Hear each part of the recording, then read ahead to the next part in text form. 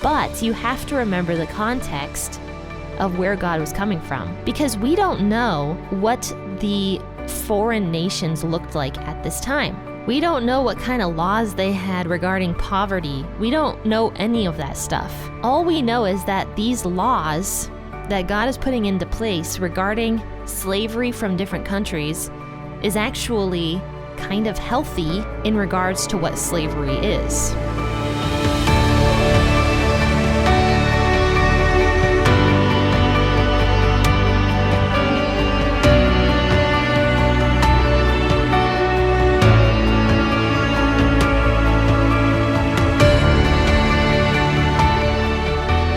Hey, faithful listener, grab your cup of coffee and experience the Bible in a way you never have before. P40 Ministries is a podcast that goes through the Bible cover to cover. It's an awesome narrative that focuses your mind and prepares your heart for God to speak. So join your host, Jenn, for a biblical podcast that's hilarious, informative, imaginative, and fun. The P40 Ministries podcast. Listen now as we go through the book of Leviticus.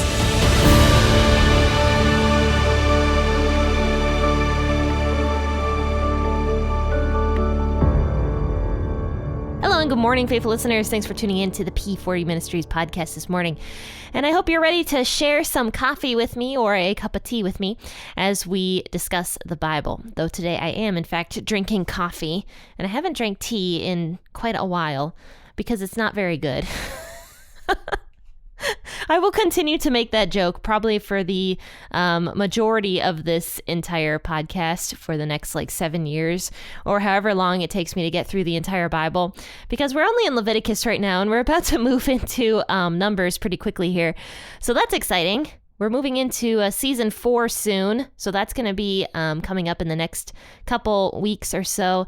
And then also I'm going to be doing that name change very quickly as well. So let's go ahead and talk about Leviticus 25 verses 39 through 55 and see what the Bible has to say about slavery. And this is one that we don't really like to talk about because we don't like slavery here in America. We just don't, because we have a bad history here in America with slavery. So slavery is kind of a hot button topic, but God has something to say about it in Leviticus. So let's see what God has to say about this. And I'll be reading out of the WEB this morning. If your brother has grown poor among you and sells himself to you, you shall not make him to serve as a slave. As a hired servant and as a temporary resident, he shall be with you. He shall serve with you until the year of Jubilee. Then he shall go out from you, he and his children with him, and shall return to his own family and to the possession of his fathers. For they are my servants, whom I brought out of the land of Egypt. They shall not be sold as slaves. And you shall not rule over him with harshness, but you shall fear your God. As for your male and your female slaves, whom you may have from the nations that are around you, from them you may buy male and female slaves. Moreover, of the children of the aliens who live among you, of them you may buy, and of their families who are with you, which they have conceived in your land, and they will be your property. You may make them an inheritance for your children after you, to hold for possession. Of them you may take your slaves forever, but over your brothers of the children of Israel you shall not rule one over the other with harshness. If an alien or a temporary resident with you becomes rich, and your brother beside him has grown poor, and sells himself to the stranger or foreigner living among you, or to a member of the stranger's family, after he is sold he may be redeemed. One of his brothers may redeem him, or his uncle's sons may redeem him, or any who is a close relative to him of his family may redeem him. Or if he has grown rich, he can redeem himself. He shall reckon with him who bought him from the year that he sold himself to the year of Jubilee. The price of his sale shall be according to the number of years. He shall be with him according to the time of a hired servant. If there are yet many years, according to them, he shall give back the price of his redemption out of the money that he was bought for.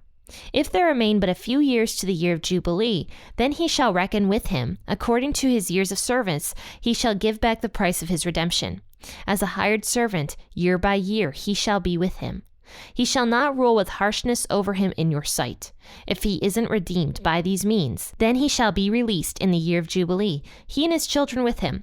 For to me the children of Israel are servants. They are my servants, whom I brought out of the land of Egypt. I am Yahweh, your God. So after I read this, I actually took the liberty of defining what a slave is according to Google. So I Googled slave, and here is what Google has to say about the word slave. So a slave, according to Google, is a person who is the legal property of another and is forced to obey them, a person who works very hard without proper appreciation, a person who is excessively dependent upon or controlled by someone. And another similar word would be a bondservant. So I looked up what bondservant means, and according to the Oxford Dictionary, a bondservant is a person bound in service without wages. So what's interesting about every definition here is these would still be different than what God is talking about with slavery here in Leviticus 25 with everything I just read. Because, first and foremost, let's talk about slavery regarding the Israelites and also regarding foreigners. So talking about the Israelites first, which is verses 39 through 43. The word slave doesn't even apply in this situation. This would be if a Israelite brother or sister became so poor that they could not support their family anymore and sold themselves to become slaves, or rather servants to somebody who was rich. This would also happen not only if a person was poor, but if a person was a criminal or if a person had tremendous debt that they got themselves into. In these cases, a person could sell themselves, an Israelite man or woman could sell themselves to become a slave or a servant to another Israelite person. And in that way, they would free themselves from poverty, because once they became the servant of this rich man, rules were put into place as to what a slave or how a slave was supposed to be treated. If that slave was an Israelite person, they had so many rights. They were supposed to become members of the family. And yes, they were not getting paid for their work, and they were technically a bondservant. In other words, this was a contract between one person and another person, like a mutual contract between the slave and the slave owner. This was no buying and selling of kidnapped people. And in fact, God had said that anybody who kidnaps a man or a woman or a child or anybody from their families and puts them into slavery should be killed. But if this was a consensual slave and master, I suppose, agreement between two people, then God said, okay, here is how it's going to be done. You're going to be treating your slave like they are a human being. You're going to be letting them eat at your table. We talked about that. You're going to be letting them be married and have children. You're going to be letting them have rights as a human being. And after 7 years, you have to let them go. They cannot remain as a permanent slave in your household. After 7 years, you're done with them. They're out. They're gone. Even if their debt hasn't fully been paid off to you yet, even if they were a criminal at one point, they are done. They only have to serve with you for 7 years, and then they're done. They are free people. But if that servant liked his master so much and enjoyed being in that household and loved the family, loved the kids, enjoyed working there, their master was nice to them, they could actively choose to stay in that family and continue to work as the slave or as the servant of that family. And that kind of reminds me, I was recently watching like an adaptation of David Copperfield, which is a book written by Charles Dickens. But I was watching the adaptation of it, which was pretty good, by the way. And the servant of the household of David Copperfield was named Peggotty. And she loved the family so much that after the mother had died and David Copperfield was like all grown up and married, she continued to live with David Copperfield as his, I guess, servant and take care of his family, his children that he ended up having. That just kind of reminds me of like the servant that is just very happy living with their masters and want to continue to live with them, take care of them, and become part of the family. So that is what would happen in that case. These servants could continue to stay on with their masters and live with them and have rights as family members that kind of served. But what God is talking about specifically here in verses 39 through 43 is it's talking about a person who becomes a servant leading up to the years of the Jubilee. So this would have to be if the year of Jubilee ended up falling on a year that was before that traditional 7 years that you had to let your slave or servant go in. And this would be like, say you got a person who was a slave and they only had 3 years until the year of Jubilee, but they were a criminal. They were a criminal who stole something from you or stole something from the neighbor, but you bought them and they became a slave on your property or a servant on your property. But 3 years later, the year of Jubilee would happen. That servant, whether or not he fulfilled his 7 years with you, would have to be released during that time. And even if his debt wasn't fully paid off yet, it didn't matter. That was the year of Jubilee. It was talking about just freedom for the Israelite people.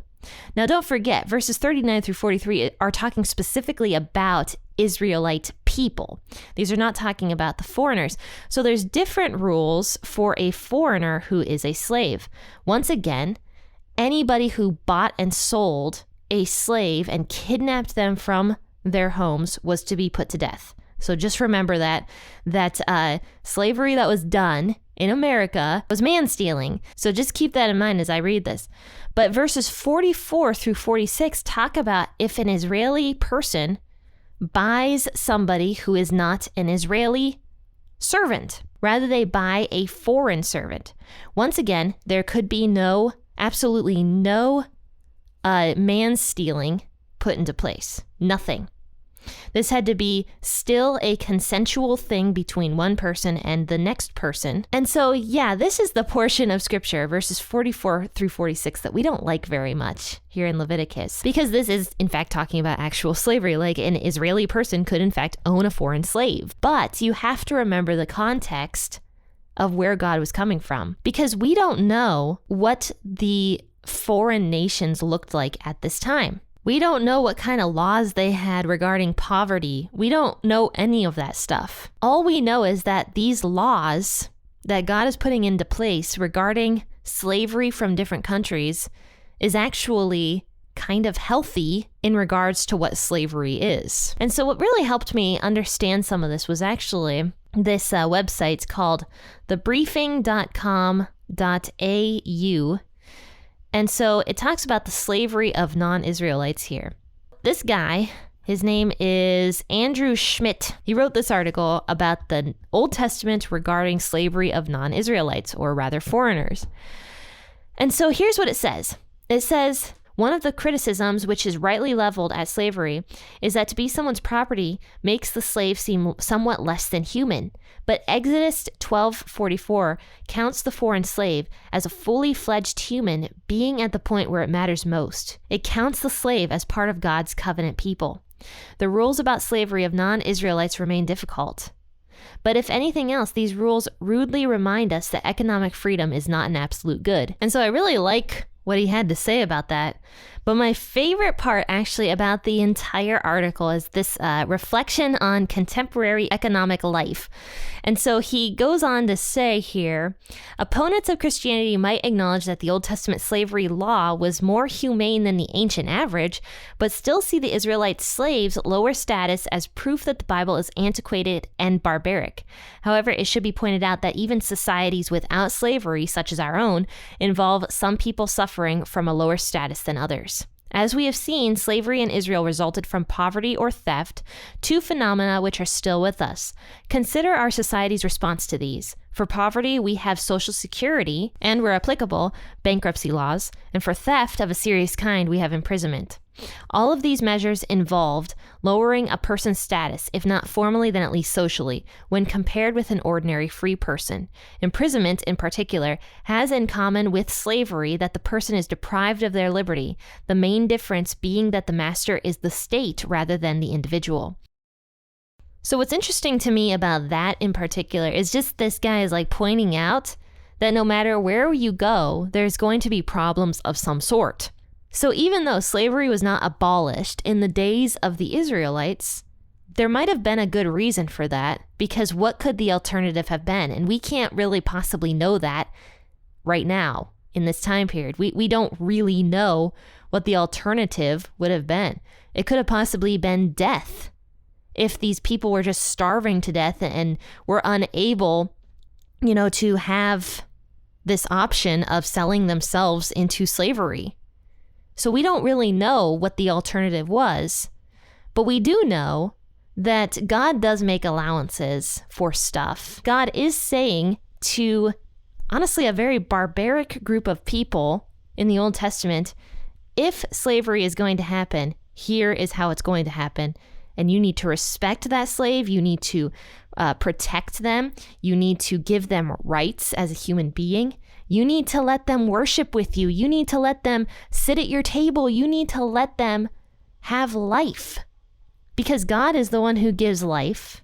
And so, of course, since God gives life to all human beings that he creates, he expects masters to treat their slaves well. One way or the other, I do believe that God just wants us to respect all people. It doesn't matter if they're rich or they're poor, or they're an employer, a CEO, or if they're an employee. It doesn't matter. God expects us as human beings to respect other human beings as creation that God made in his image. But one last thing I want to talk about here before I conclude is actually verses 47 through 55, which talks about if an Israelite man chooses to sell himself to like a rich foreigner that lives in the area.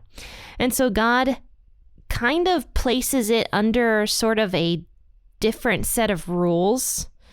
It's almost as if God expects the foreign person to abuse the Israelite man, which is kind of interesting because it says that after he is sold, he may be redeemed.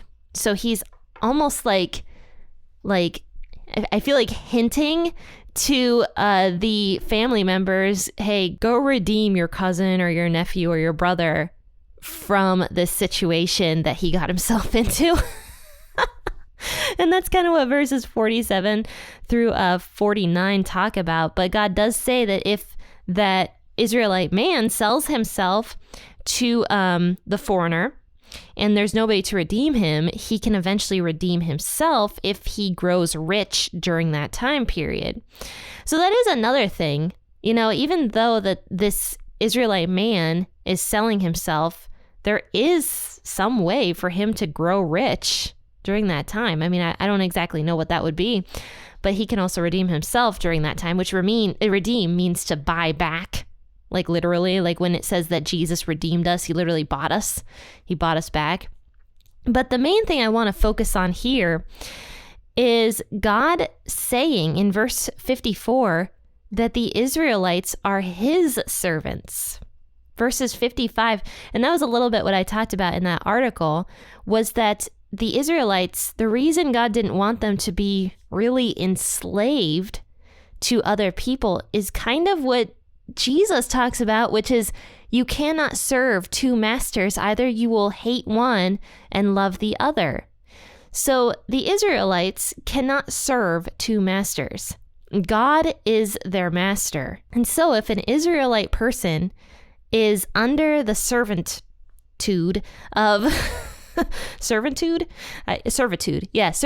of a master, he will have to do everything that particular master says because he is a slave to that guy.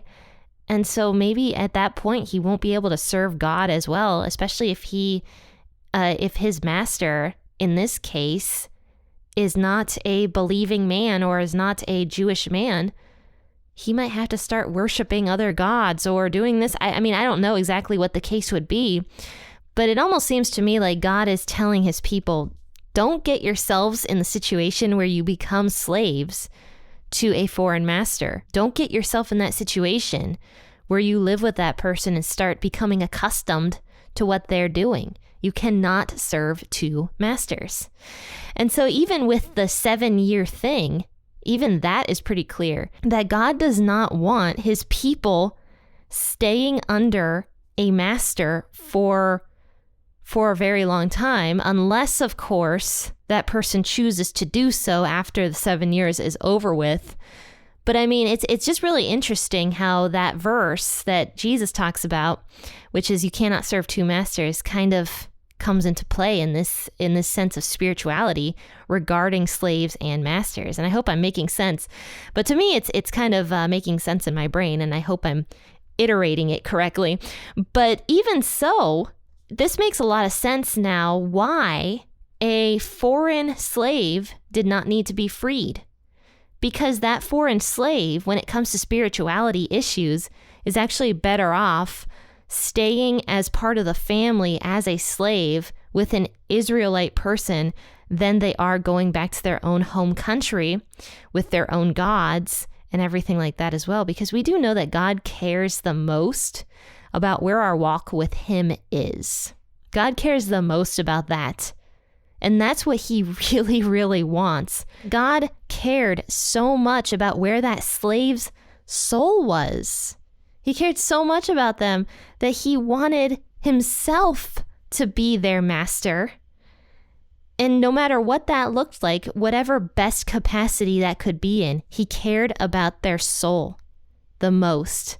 And so really, this is just God showing his love again. We look at this and we're like, oh, God's so mean for allowing slavery. But look at how God is caring about the souls of these people. Like, wow, sometimes the Bible just really comes to life for me in certain circumstances. But I'm going to drop a link to that article I read to you guys in the bio of this podcast episode. So if you're interested in learning more about it, it was a pretty interesting and sound article. So I will definitely drop it there in the bio so you can navigate over there. All right, guys. Well, this was talking about slavery today. Not a very fun topic, but one that should be discussed, especially since everyone that is a critic especially likes to go here in scripture and be like, God likes slavery. Well, I don't think God necessarily likes slavery, but he does in fact allow it with a lot of rules put in place as to how slavery was supposed to be done. So join me tomorrow and we'll talk about Luke, more of Jesus' travels. So tune in then, 6 a.m. or whenever you wake up. And by the way, I'm going to be having a special t-shirt in the shop for everybody who has made it through Leviticus. I decided that just now. I decided that, yeah. I'm going to have a special t-shirt so that people can get the t-shirt that they went through Leviticus and read through it. All right, guys. Well, thanks so much for tuning in. Happy listening, and God bless.